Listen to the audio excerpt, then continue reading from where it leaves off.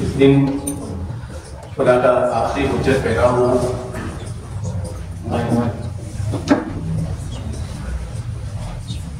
اور خدا کا آخری حجت زمین پر انشاءاللہ جب ظہور فرمائے گا تو وہ زمین جو ظلم و جو سے بڑھ چکی ہوگی، امام علیہ السلام کے ظہور کے بعد وہ زمین عدل اور انصاف سے بڑھ جائے گی انشاءاللہ۔ تو ضرورت یہ ہے کہ امام کی شناخت ہمارے لیے مطلب انتہائی ضروری ہے کہ ہم معرفت امام حاصل کریں۔ معرفت امام بالکل ویسے ہی ہے کہ جیسے توحید کی معرفت ہمارے لیے ضروری ہے، جس طرح سے ایک خدا کی پہچان، ایک خدا کی شناخت ہمارے لیے ضروری ہے، ویسے ہی امامت امام زمان علیہ السلام کو ثابت کرنے کے لیے ہمیں دلائل کی بھی ضرورت ہوگی۔ قرآن مجید میں بہت سارے جگہوں پہ قرآن تعالیٰ نے امام علیہ السلام سے متعلق آیتیں بیان کی ہیں، ان میں سے کچھ آیات آپ کی خدمت میں بیان کروں گا۔ پہلی آیت ہے سورہ نور کی، جس میں پروردگار عالم نے اہل بیت علیہ السلام کو کی تعریف بھی کی ہے اور اس میں امام زمان علیہ السلام کے بارے میں بیان بھی ہوا ہے۔ لہٰذا سورہ نور میں پڑھتے ہیں کہ مشکات کے بارے میں اور زجاجہ کے بارے میں، اسی طرح المصباح ہے، شجرہ مبارکہ ہے اور کوكب دری کا ذکر ہے۔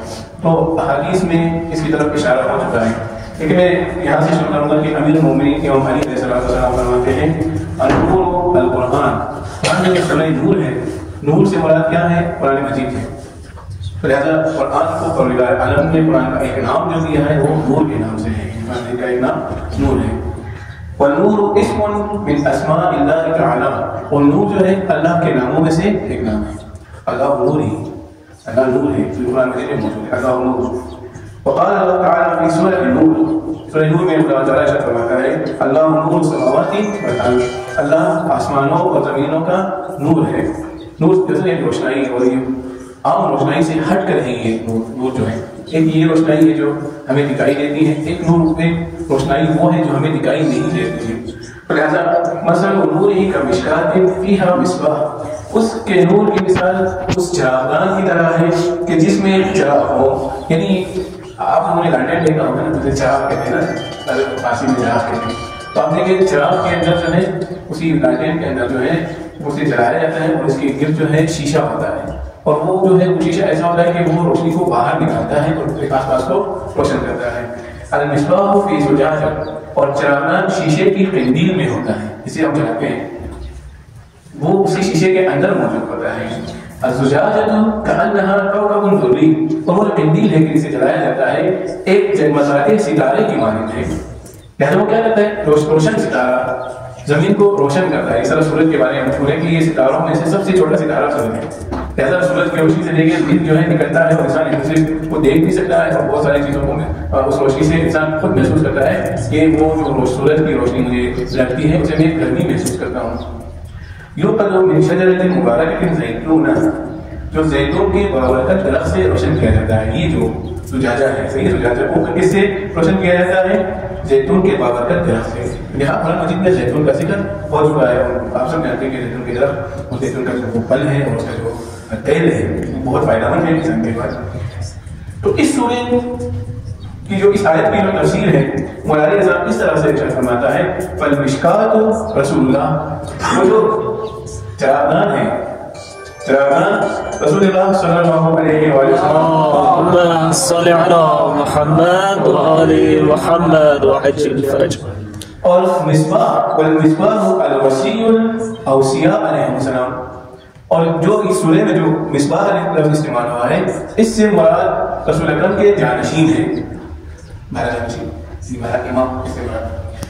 والزجاجہ فاطمہ، اور وہ جو شیشہ دان ہے حبا یا شیشہ دان وہ بیوی فاطمہ صلی اللہ علیہ وسلم۔ اللهم صل علی محمد و آل محمد۔ والشجرۃ المبارکۃ رسول اللہ صلی اللہ علیہ وسلم، شجرہ مبارکہ جو ہے خود رسول اکرم کی ذات ہے۔ دیکھیں چونکہ یہ ایک ہی نسل سے ہے نا، اس وجہ سے شجرہ بھی ایسا شجرہ ہونا چاہیے جو پاک و پاکیزہ ہو، کوئی اس میں داغ کوئی اس میں عیب نہ ہو۔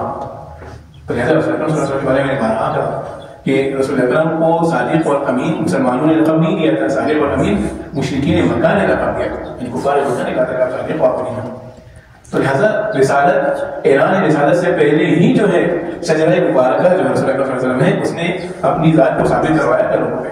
دیکھو اگر میں آج اعلان کرتا ہوں کہ میں رسول اللہ ہوں تو لوگ میری صداقت کی تصدیق کریں گے، اگر میں پہلے سے اپنی صداقت ثابت نہ کرتا تو لوگ مجھے کہا کہ معذرت یہ شخص جھوٹا ہے۔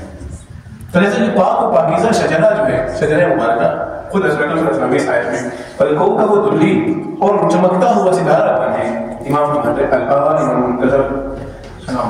اللهم صل على محمد وآل محمد کی ذات ہے۔ یعنی اس آیت کے اندر کوکب دری سے مراد روشن چمکتا ہوا ستارہ وحی مجید ہمیں بتلا رہا ہے۔ اس 1400 سال پہلے کہ قرآن نازل ہو رہا تھا اس وقت ہمیں بتایا کہ آپ کا امام جو ظہور فرمائے گا وہ روشن اور چمکتا ہوا ستارے کی طرح ہوگا کہ الذی یملأ الارض قطرا، جب وہ ظہور فرمائے گا تو زمین کو عدل سے بھر دے گا۔ اللهم صل على محمد وآل محمد۔ کیونکہ وقت کم ہے لہٰذا میں چاہتا ہوں کہ کچھ اور آیتیں بھی بیان کروں تاکہ ہماری معرفت مزید بڑھ جائے۔ ابھی محمد علیہ السلام اس آیت کے بارے میں فرماتا ہے وَنُرِيدُ أَن نَّمُنَّ عَلَى الَّذِينَ اسْتُضْعِفُوا فِي الْأَرْضِ وَنَجْعَلَهُمْ أَئِمَّةً وَنَجْعَلَهُمْ الْوَارِثِينَ۔ یہ جو سورہ قصص کی آیت نمبر 5 ہے اس کے بارے میں مولا فرماتا ہے کہ ترجمہ کرو اس کا۔ خدا کیا فرماتا ہے کہ ہم ارادہ کرتے ہیں کہ انمنا کہ ہم احسان کریں ان لوگوں پر کہ الذین استضعفوا فی الارض، جو زمین میں کمزور ہیں، یعنی کمزور لوگوں کے لیے، یعنی یہ جو احسان ہے پروردگار کا ترتیب ہے کمزور لوگوں پر۔ اب کمزور سے مراد ہر قسم کی کمزوری ہے، وہی مطلب ظلم کے زیر اثر ہے، ظالم جو ہے وہ ظلم کرتا ہے اس کے اوپر، کوئی مالی طور پر کمزور ہے، کوئی جسمانی طور پر کمزور ہے، لیکن یہاں مراد یہ ہے کہ وہ لوگ کہ جن پہ ظلم ہو رہا ہے وہ کمزور لوگ، نہ کہ جسمانی اور مالی طور پر، تو ان کی بھی مدد کرا کریں گے۔ جسمانی طور پر جو کمزور ہوں گے صحتیاب کریں گے، مالی طور پر جو کمزور ہیں مولا غنی کرے گا۔ اتنی دولت ہوگی، آپ روایتوں پڑھیں گے ظہور کے بعد اتنی دولت ہوگی کہ لوگ جو ہے پریشان ہوں گے کہ کن کی مدد کریں، اپنے صدقات کن کو دیں، اپنے خمس کن کو دیں، اپنے زکات کن کو دیں، پتہ ہی نہیں، جب سارے کے سارے امیر ہوں گے۔ چونکہ قرآن کریم میں ہے نا کہ زلزلت الارض زلزالها واخرجت الارض اثقالها، زمین جو ہے اپنے خزانے نکالیں گے اس ظہور کے بعد۔ جب ظہور ہوگا زمین اپنے خزانے نکالیں گے اور مومنین جو ہے ان خزانوں کو اپنے تحویل میں لیں گے، ان کے پاس ہوگا، تو مالکوں پر کوئی کمزور نہیں ہوگا۔ ظہور کن کے لیے ہوگا؟ ظہور ان کے لیے ہوگا جو ظلم و جور جن پہ ہے، اور مولا ان ظلم و جور کو ختم کرے گا۔ یہ فرماتا ہے کہ ہم احسان کرتے ہیں کن پر؟ ان پر جو زمین پہ کمزور ہیں۔ اور احسان کیا ہے؟ وَنَجْعَلْهُمْ أَئِمَّةً، ہم ان کو امام قرار دیں گے، ان کو پیشوا قرار دیں گے۔ وَنَجْعَلْهُمْ الْوَارِثِينَ، اور ہم ہی ان کو زمین کے وارث قرار دیں گے۔ زمین کے وارث کون ہوں گے؟ کوئی کمزور کریں تو جن پہ ظلم و جور ہوگا۔ اور 1400 سالوں سے تاریخ گواہ ہے کہ سب سے زیادہ ظلم و جور ان لوگوں پہ ہوا ہے جو اہل بیت سے وابستہ ہیں۔ یہ ذہن میں رکھیں، اب چاہے وہ سادات ہوں غیر سادات ہوں، اہل بیت سے جن کا تعلق ہے، اہل بیت سے جن کا رشتہ ہے، ان پہ 1400 سالوں سے مسلسل ظلم ہو رہا ہے۔ اب سر فہرست اہل بیت علیہ السلام ہے، اس کے بعد ان کے اولاد اور ان کے پیروکار ہیں۔ تو مولا فرماتا ہے اس آیت کی تفسیر میں المستضعفون فی الارض، روئے زمین پر جو مستضعف ہے، مستضعف یعنی کمزور، جنہیں کمزور بنا دیا گیا ہے، وہ کون ہے؟ المذکورون فی الکتاب، جو قرآن مجید میں جن کا ذکر ہو چکا ہے، جو یہاں پر ذکر ہو چکا ہے مستضعف قرآن مجید میں، الذین یجعلهم الائمة نحن اہل البیت، جو زمین پہ کمزور ہیں اور خداوند عالم جن کو امام قرار دے گا وہ کون ہوگا؟ وہ ہم اہل بیت ہوں گے، یعنی ہم اہل بیت علیہ السلام آئیں گے اور زمین پر جو ہے ہماری حکومت ہوگی، اور جو لوگ کمزور ہیں وہ ہمارے پاس آئیں گے۔ یبعث اللہ مہدیہم، خداوند تعالیٰ ہمارے مہدی کو آخر الزمان میں مبعوث فرمائے گا، یعنی امام مہدی علیہ السلام کا ظہور آخری دور میں ہوگا۔ اور واقعی خود ذات مقدس سے حضرت امام صلی اللہ علیہ وسلم ہمیں بتا رہا ہے، ان کا وجود ہی ہمیں بتا رہا ہے کہ آخری دور ہی ہے، اور ان کا ظہور جو ہے ختم ہی ہے۔ کل رات میں ایک پروگرام میں وہاں پر بھی یہی سوال ہوا مجھ سے کہ آیا یہ جو عقیدہ مہدویت ہے یہ صرف اہل تشیعوں میں ہے یا باقی مذاہب میں بھی ہے، یعنی صرف اسلام میں ہے یا نہیں، باقی مذاہب میں بھی ہے؟ تو ہم نے جہاں تک پڑھا ہے کہ صرف یہ اسلام میں امام مہدی علیہ السلام کا تصور نہیں ہے، بلکہ ہر مذہب میں ہے۔ زرتشتیوں کے ہاتھ بھی ہیں، جنت نامی کتاب ہے، جامع سفرنامہ وہاں موجود ہے، اسی طرح ہندوؤں کی کتاب ہے مشن جوت، اس کے اندر موجود ہے، اور تورات اور انجیل کے اندر موجود ہے، انجیل باب لوقا میں موجود ہے، آپ وہاں جا کے مطلب نیٹ میں سرچ کریں بہت ساری چیزیں آپ کو ہم لے سکتے ہیں کہ 2500 سال کم سے کم ان کی عمر، 950 سال انہوں نے تبلیغ کی، اتنا لمبا اتنی لمبی عمر ان کی تھی. تو امام مہدی تو ابھی تک 1190 سال کے آدم نہیں ہے، آدم کی حضرت نوح علیہ السلام کی عمر کا نہیں ہے، 12.5 سال کا ہے. تو کیسے کوئی انکار کر سکتا ہے وجود امام مہدی علیہ السلام کا، جبکہ شیطان کے وجود کا وہ اقرار کر رہا ہوتا ہے. اور شیطان تو ہزاروں سال سے ان سے کوئی بہت زیادہ عمر، شیطان آدم علیہ السلام سے پہلے کرتا ہے. 10,000 سال 15,000 سال 20,000 سال شیطان کی عمر کا آپ کے پاس عقیدہ ہے جو گمراہ کرنے والا ہے، تو کہاں کہ حاجی کا اتنا عمر کیوں نہیں ہو سکتا. اسی طرح سے ادریس علیہ السلام کے بارے میں عقیدہ ہے کہ زندہ ہے، اور خضر کے بارے میں سب کا عقیدہ ہے کہ زندہ ہے، الیاس کے بارے میں لوگوں کا عقیدہ ہے، عیسیٰ علیہ السلام کے بارے میں قرآن نے کہا کہ ہم نے سنا ہے. تو جب ان زوات کے بارے میں آپ کا عقیدہ ہے کہ 4 انبیاء بھی زندہ ہے اور یہ بھی حادیان برحق تھے، برحق ہے، بادیان برحق ہے، تو پھر کیسے امام زمانہ علیہ السلام کے بارے میں کوئی انکار کر سکتا ہے کہ ان کا وجود نہیں ہے. تو لہٰذا ہمارا عقیدہ کیا ہے؟